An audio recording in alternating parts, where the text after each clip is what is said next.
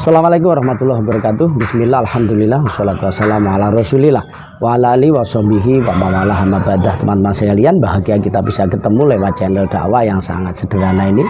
Mudah-mudahan nikmat iman, Islam serta kesehatan selalu diberikan Allah kepada kita sekalian. Teman-teman sekalian, saya mohon izin untuk memakai kaos ya yang barusan dikirim oleh seorang teman.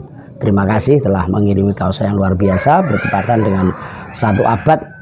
Kaos bergambar Gus Dur ini tentu kebahagiaan dan tahadus bini masa pakai saat ini ya. Teman-teman sekalian, kita ingin membahas tentang dana atau biaya perjalanan ibadah haji atau BPIH yang saat ini ramai diperbincangkan, yang sesungguhnya ini sudah lama. Ada beberapa teman yang meminta kepada saya selaku pemerhati fikih, kemudian pemerhati masalah-masalah sosial keagamaan ini untuk ikut menanggapi ini, dan mohon maaf kalau masih sempat saat ini. Nah, seperti yang kita ketahui bahwa biaya perjalanan ibadah haji tahun ini diusulkan oleh pemerintah dan sudah di beberapa kali dikomunikasikan, dirapatkan dengan DPR. Ini sebesar 98.893.909 rupiah. Jadi hampir 100 juta. Nah, ini dibagi menjadi 2, 70%-nya ini dibebankan kepada jamaah, yakni sebesar 69.193.733 rupiah. Yang 30%-nya ini dibantu oleh pemerintah bahasanya, yakni diambil dari nilai manfaat selama sekian tahun jamaah ketika daftar harus mengeluarkan biaya 25 juta sebagai dana awal. Pemerintah memberikan 29.175 rupiah.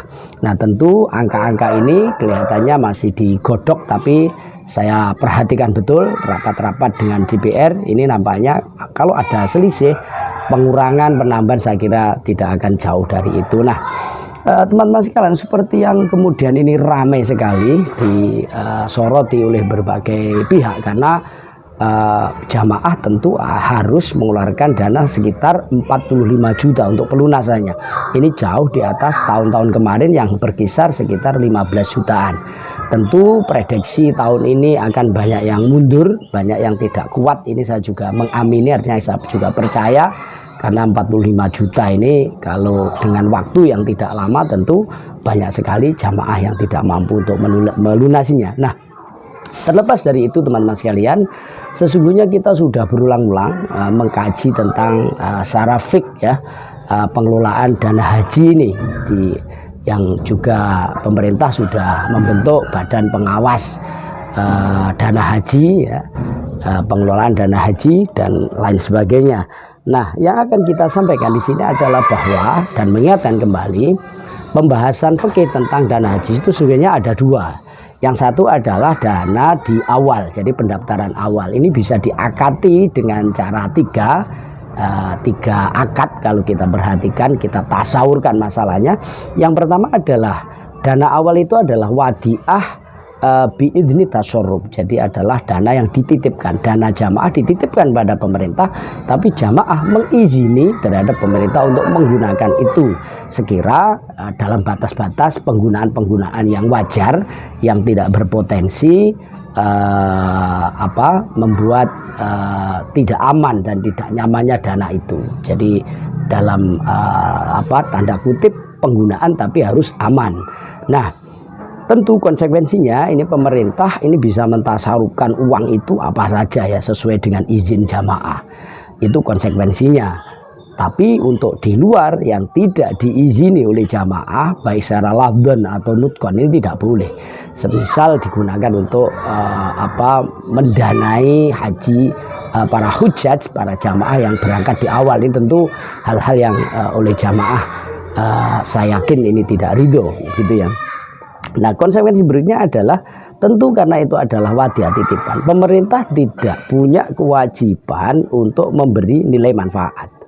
Ini tidak punya kewajiban karena sifatnya adalah wadiah. Namun demikian bukan berarti tidak boleh. Jadi boleh sesuai dengan tasuruful imam ala ro'yah manutun bil masalah. Masalah seperti apa? Kalau dikasih. Tapi secara fikih tidak berkewajiban. Nah, itu akad yang pertama. Yang kedua adalah dana 25 juta atau dana pendaftaran itu adalah sebagai ujroh yang diletakkan di awal. Nah, kalau ini ujroh, ini tentu dana ini 100% milik pemerintah. Nah, apa kewajiban pemerintah? Karena ini adalah ujroh dan itu adalah ijaroh. Kewajiban pemerintah adalah bagaimana jamaah yang telah mendaftar ini kemudian bisa sampai ke Makkah, ke Madinah. Dan pengaturannya diserahkan pada pemerintah, seperti harus ada daftar tunggu. Ini tentu diperbolehkan bagi pemerintah karena termasuk wilayah pemerintah untuk mengatur hal semacam itu. Tapi pemerintah kewajiban untuk jamaah ini sampai ke sana. Ini konsekuensinya kalau ini adalah ujroh. Nah, kemudian konsekuensi yang lain adalah dana ini bisa digunakan apa saja, bahkan dihabiskan tidak apa-apa. Yang penting tahunya jamaah ini bisa sampai ke sana. Lah, berapa nanti yang ujroh yang harus diberikan lagi? Lah, ini itu nanti akan dibicarakan setelah akan naik haji atau setelah si jamaah ini sudah ada panggilan atau daftar untuk berangkat haji. Nah, itu akad yang kedua. Yang ketiga adalah akad kirot. Akad kirot adalah kerjasama atau bagi hasil usaha antara jamaah dengan pemerintah. Dan ini harus jelas berapa persen dan seterusnya, ini harus jelas. Nah, yang ada teman-teman sekalian saat ini yang ketiga ini tidak wujud karena saya kira tidak pernah lah pemerintah dengan jamaah ini punya perjanjian bagi hasil yang transparan, itu tidak ada lah. Oleh sebab itu ini hanya pendekatannya ada dua. Jadi wadiah biidzni tasarruf, jadi itu adalah murni titipan tapi jamaah memberi izin pemerintah untuk tasarruf. Yang kedua adalah itu sebagai ujroh di awal atau sebagian ujroh. Konsekuensinya seperti tadi. Nah, itu bahasan pertama. Bahasan kedua adalah tentang pemberangkatan haji ketika jamaah ini sudah dapat panggilan. Lah, kalau ini tidak ada akad kecuali adalah ijaroh. Jadi kalau sudah mau berangkat ini, berapa nanti yang harus dibayar, berapa nanti yang harus dilunasi, ini adalah murni ijaroh, tidak ada yang lain. Karena jamaah taunya ujrohnya berapa. Kalau dulu wadiah ya titipannya diambil ditambah, kemudian pemerintah bantu berapa, yang kemudian disebut sebagai manfaat tadi, nilai manfaat. Kalau itu ujroh ya tinggal pemerintah bantu berapa, ujrohnya ini nambah berapa. Itu adalah akad setelah jamaah ini berangkat, itu adalah ijaroh. Tapi kalau dana yang disimpan itu kemungkinan ada 3 dan pendekatan kita adalah nomor 1 dan nomor 2. Nah, teman-teman sekalian, kita ingin menyampaikan bahwa sesungguhnya mulai saat inilah kalau melihat kita membaca data-data itu, pendaftaran haji itu harus dihentikan. Ini adalah usul bisa secara pribadi dan insya Allah ini sudah kita kaji secara fikihnya. Kenapa harus dihentikan? Paling tidak kalau tidak dihentikan, jangan ada lagi pendaftaran itu ada uang yang dititipkan atau ada ujroh di awal atau ujroh sebagian yang harus dibayar. Ini akan semakin semakin ruwet peribadatan haji di Indonesia. Apa pertimbangan-pertimbangannya?